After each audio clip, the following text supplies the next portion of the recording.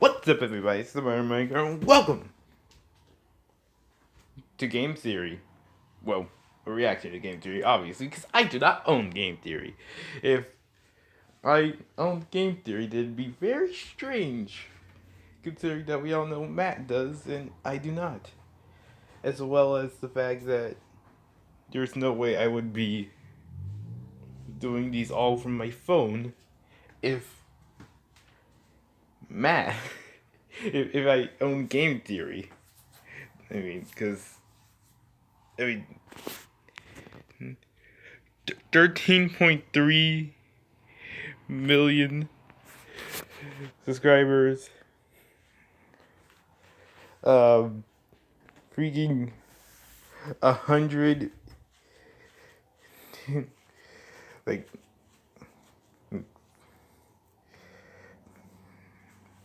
well, most of these are like over a million. I mean, I don't know why this one is like an exception. Like, at least a million every video, a million views. I don't even need. Wait. I have a much bigger budget. I have a lot more money to be able to,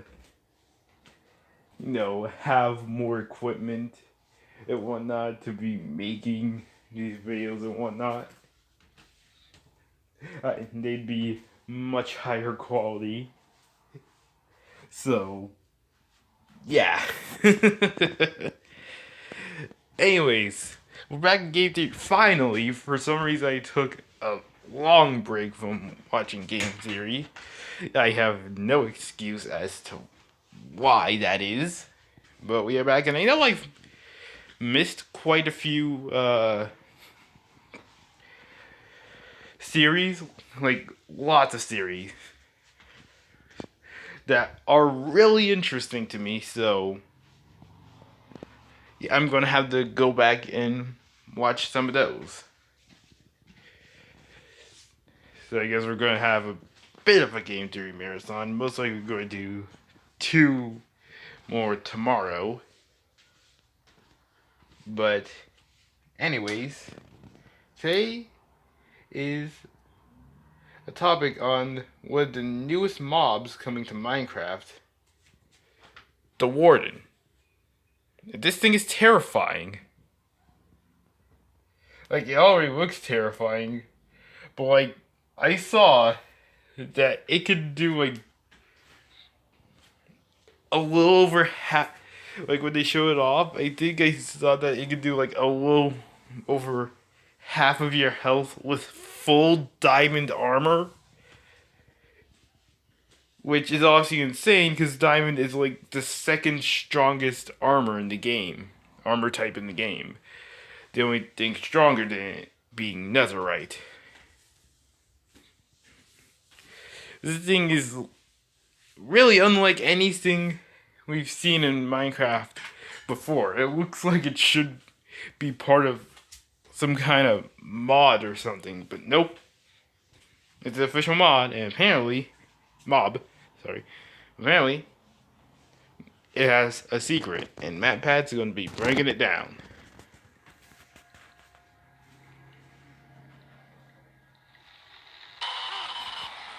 Oh, God.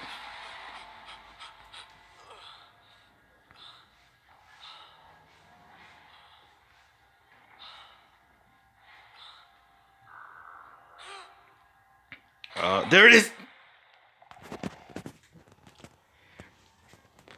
Why did that genuinely scare me? Hello, Internet! Welcome to Game Theory, the show that just keeps picking away at the hidden lore of Minecraft. Let's face it, Minecraft isn't one of those games that explicitly tells you what's going on. Definitely not. It applies its lore through world design and spawn. And we know there is lore. Because too many secret things line up. Like, there's too much that just makes... that is just there, that has seemingly no meaning when you play it normally. Like the freaking achievements. some of those achievements have really interesting names. Like when you, like the fact that when you beat the wizard, it's just like, I think it's the achievement is the beginning, and then when you beat the end, I think it's like the end. But also, there's save the end, which I think is the achievement for actually beating the Ender Dragon, and the end is for, getting the ending, like seeing the credits and all that,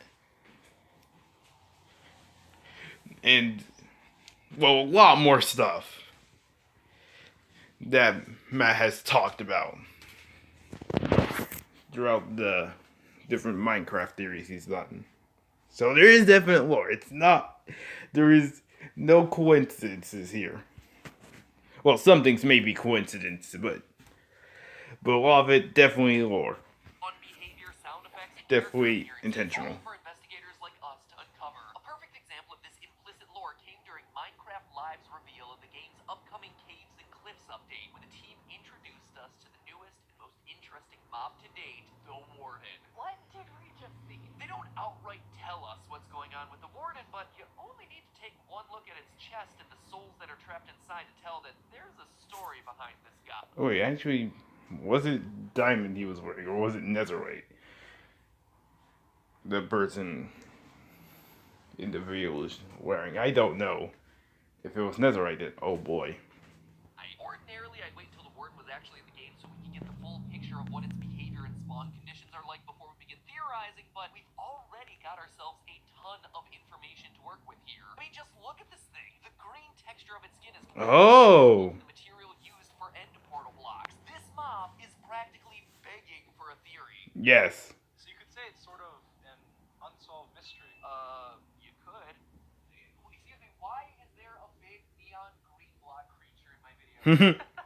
I'm Dream. I'm a Minecraft speedrunner. I love talking about unsolved mysteries of Minecraft from time to time. I was actually just running away from some hunters and I wound up in the wrong scene. And don't knock the green. I've seen your thumbnails.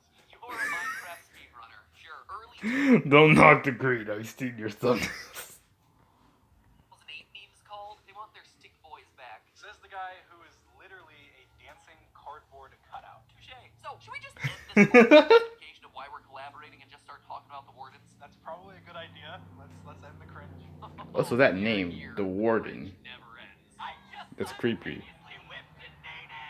Thanks, editors.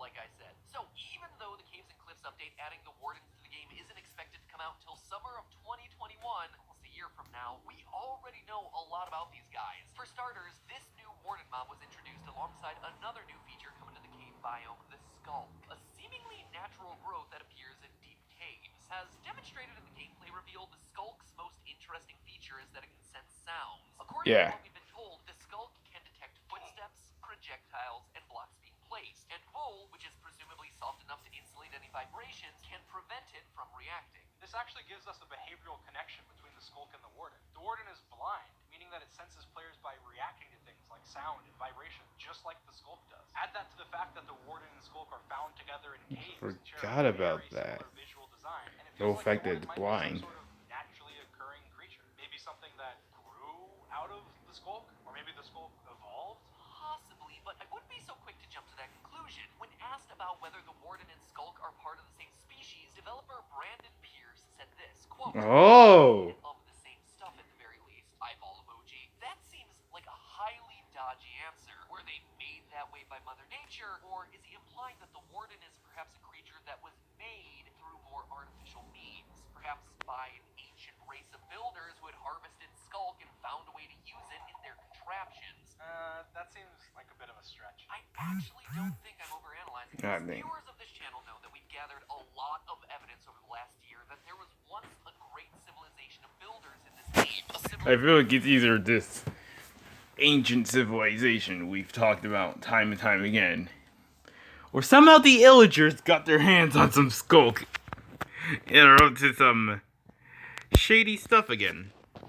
That built temples and mines long ago and then was forced to abandon them all for some unknown reason. So we have a good idea that they existed. And going back to the design detail that immediately caught my eye about the Wardens, you look at the Warden's chest and find that where you'd expect to see a beating heart, you instead see supernatural creatures that are born with multiple souls. It's highly suggestive of an origin that involves being created somehow by creators who are perhaps harnessing souls as an energy source. And in case you think that I'm extrapolating too much from that little visual detail, it was once again confirmed by Minecraft gameplay developer Brandon Pierce, who, when asked about the Warden's blue chest patch on Twitter, responded with, quote, "I can't confirm anything, but it definitely sounds like a heartbeat, and the texture is definitely reminiscent of souls." And in case you missed it when we talked about it earlier on this channel, this year's Minecraft dungeon game basically confirmed that certain items in the Minecraft franchise are built with literal souls that are being used as an energy source, or as... I can't believe how dark Minecraft has gotten. Like, they are outright saying, yeah, souls of living things. Yeah, you can use them to make things. And just looking at actually looking at all the different things in the lore, just make this game seem darker and darker. As if that didn't make it seem dark to begin with.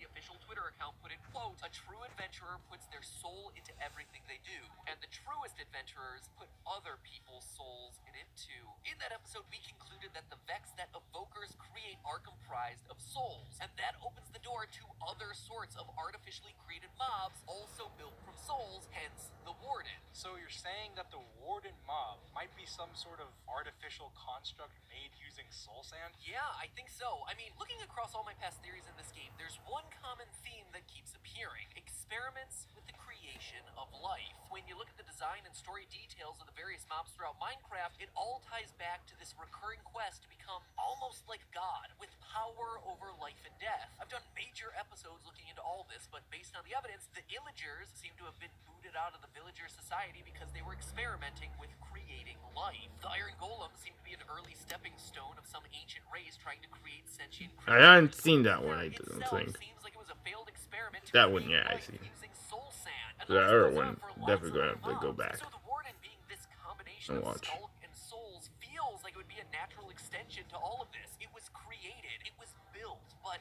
built for what?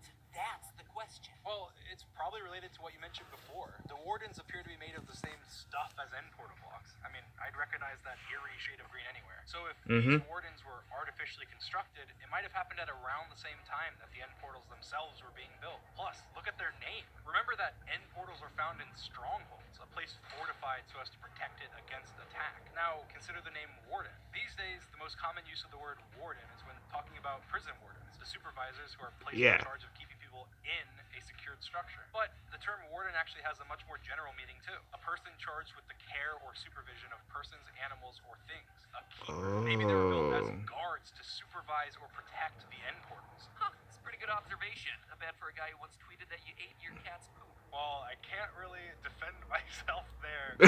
But you're totally right. Oh my goodness. These shots at each other, the shots that they're making on each other is insane. Insane, but that is very good. Wow. And Warden, as well as the color palette, the design, heck, even the fact that both Wardens and Strongholds are found in the deepest layers of the overworld. All of it implies some sort of relationship. You know, my exploration in the lore of Minecraft started with the Enderman, and what I found in that first episode is what convinced me that there is actual lore in this game. In that theory, I concluded that the Endermen are actually an ancient race of builders who, eons ago, created end portals inside of strongholds in an attempt to flee the overworld, only to discover too late that it was a one-way trip. The Endermen we see today are the descendants of those ancient builders who, through a combination of evolution and a chorus fruit diet, have become almost unrecognizable, except for their ability to pick up and carry blocks and their vocal lines. When creating that stronghold, it would have made sense for those builders to create some kind of guard to hold down the fort. After all, what good is a stronghold if you have no one to protect it against invaders? Dream, that's your line. Also, only a small percentage of people that watch my videos are actually subscribed. So if you end up liking this video, consider subscribing. It's free, and you can always change your mind. Enjoy the video. Not exactly what I was going for, but seamless save, buddy. Thanks. I think all of this paints a pretty compelling picture picture. After creating the overworld villages and the iron golems, the ancient builders continued their pursuits. They experimented with all sorts of things, including experimenting with constructs made using souls. This kind of experimentation is what would eventually unleash the horror that is the Wither, but it's also what gave rise to their automaton buddy, the Warden, built with the same material that they were using when they constructed the end portal blocks, which served as the vehicle for their final escape away from the underworld. Perhaps they left through those end portals expecting to return shortly after, leaving the Warden as a line of defense against anyone who might try to follow them, but they never returned. The Wardens, believing that their masters had abandoned them, wandered away. They ventured deeper and deeper underground, finding a biome more suited to creatures that were created to exist in the dark, where they exist to this day, waiting for us to stumble across them. I mean, if that's actually what happened, it would explain a lot, like the Warden's name and why it seems to have multiple souls in its chest. Yeah. That's definitely a possibility. But I've been doing research, and it's also possible the Skulk somehow creeped and crawled until it came into contact with soul sand and found a way to harness the energy of those souls to naturally spawn the Warden. Sure, I mean, the idea of a plant like It's one of the two. doing this seems a bit far-fetched. It's one of the two. That's for absolute sure. Because, like, I mean, yeah, we know this ancient race of builders also, had dabbled in these sort of experiments. But on the other hand, we also know that the soul sand definitely has these sort of properties of souls, and yeah, maybe that somehow happened.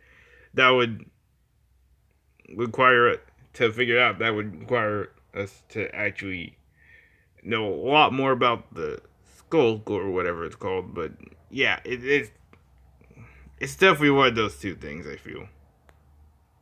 It wouldn't really match with the Warden name, but it's definitely possible. According to developer Brandon Pierce, you could definitely argue that the Skulk in general is sentient. Happy face. It's weird that he says the Skulk is sentient in general. Like, could all the Skulk we see be part of some sort of hive mind with the Wardens in charge, or representing what happens when it hits some soul sand? Or what about a different possibility? Maybe the Skulk attached itself to an iron golem. In the iron golem's base model, we see that they're covered with vine growth. What if vines weren't the only plant-like growth that decided to make an iron golem their home? Could the Skulk corrupt or somehow take over an iron golem? It's not a bad thought. As confirmed on Twitter, the Skulk is bigger and more massive than the Golem, and it's even more powerful but still possessing the same long arms. But again, it doesn't explain the souls or the name or the connection back to the end portal blocks, which is why my money's on it being an artificial creation by some ancient race. TLDR, I'm just really excited to dive into this update once it's finally out. It definitely does seem like Mojang has been putting more time into the lore department these days. So this Definitely. is one of those days where we get to say that we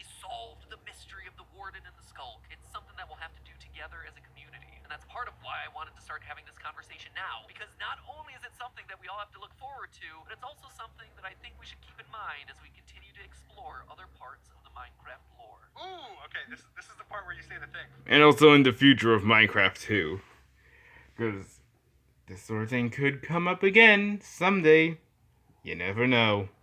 Right? You made it to the end of the video, which means that you liked it and should therefore subscribe. No, the other thing, but hey, that's just a theory. Wow, that was worse than your answers in the Mr. Beast tournament. I still technically finished ahead of you in Galaxy Brain. Only because you were voted back in. Technicality. Well, from one loser These shots. to a fellow loser, thanks for coming on. And you know what? It is indeed time to say, but hey, That's just a theory. A game theory. Thanks for watching. And good luck with those hunters over there. Oh no. Dream! Come here, Dream! Wait, are we on game theory? Are we on game theory?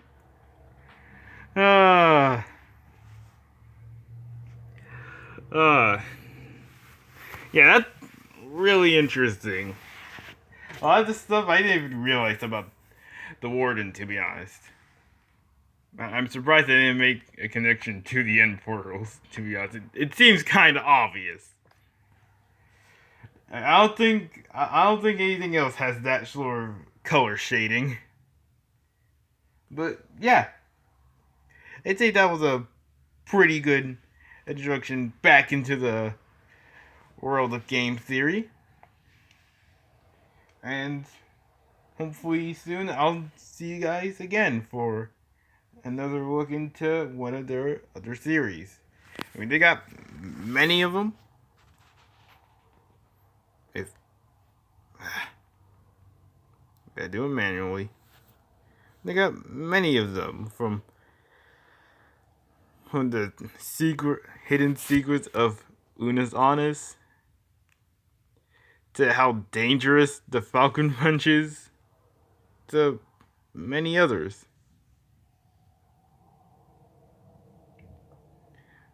And yeah, I can't wait to delve into those. So, I'll see you guys then.